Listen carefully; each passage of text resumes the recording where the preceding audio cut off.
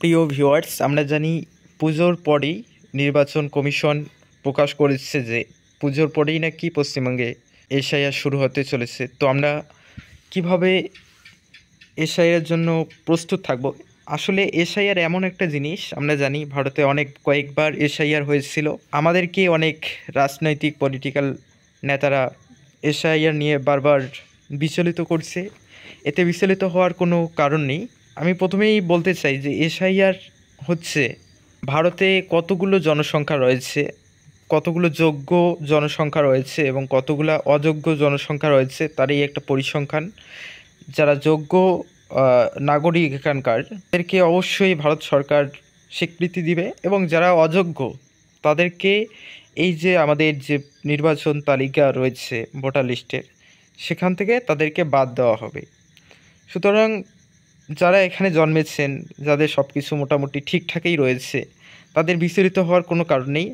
আপনারা আপনাদের বাবার অথবা আপনার নিজস্ব যদি 2002 সালের ভোটার লিস্টে নাম থেকে থাকে, তাহলে আবার ভয় পাওয়ার কোনো কারণ নেই। আপনার নাম এখানে নথিভুক্ত হবে, এখানকার আপনি নাগরিক হিসাবে বিবেচিত হবেন। তো প্রথমে আমি তাদের 2002 সালে ভোটার লিস্টে নাম রয়েছে, তাদের কোনো রকম কোনো ডকুমেন্ট দিতে হবে না।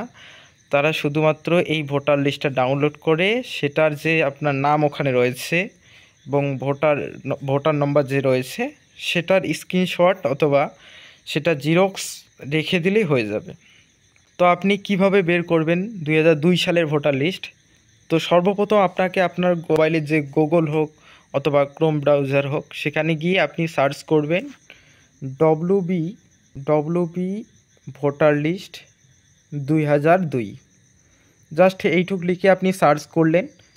সার্চ করার সাথে সাথেই আপনি প্রথমেই দেখতে পাবেন যে ইলেকটোরাল রোল 2002 ভোটার লিস্ট। এখানে আপনি ক্লিক করবেন। ক্লিক করার পরেই আপনার সামনে আপনার ডিস্ট্রিক্টের নাম চলে আসবে। কোচবিহার, জলপাইগুড়ি, দার্জিলিং, বিভিন্ন ডিস্ট্রিক্ট রয়েছে। তো আপনার যেটা হবে, পশ্চিমবঙ্গের প্রায় প্রতিটা ডিস্ট্রিক্টে রয়েছে, তো আপনার যেটা হবে সেটা আপনি ক্লিক করে নেবেন। আমার যেহেতু কোচবিহার, সেহেতু আমি কোচবিহারে ক্লিক করলাম। একদম মানে এত কিছু মাথা ঘামানোর কোনো দরকার নেই, আপনি জাস্ট মোবাইলে আপনি সার্চ করে পেয়ে যাবেন। এরপরে আপনার অ্যাসেম্বলি নেম ছিতাই, শীতলকুচি, আমার যেহেতু শীতলকুচি ক্লিক করলাম। এরপরে আপনার part number, polling station name আপনি এখানে দেখে নেবেন যে আপনার পোলিং স্টেশন কোনটা। আমি একটা যে কোনো বের করে নিচ্ছি,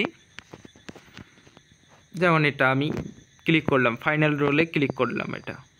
এরপরে যে ক্যাপচা কোডটা রয়েছে, একটা ক্যাপচা কোড দিবে, সেই ক্যাপচা কোডটা দেখে দেখে জাস্ট এখানে ফিল আপ করে দেবেন। CY4FY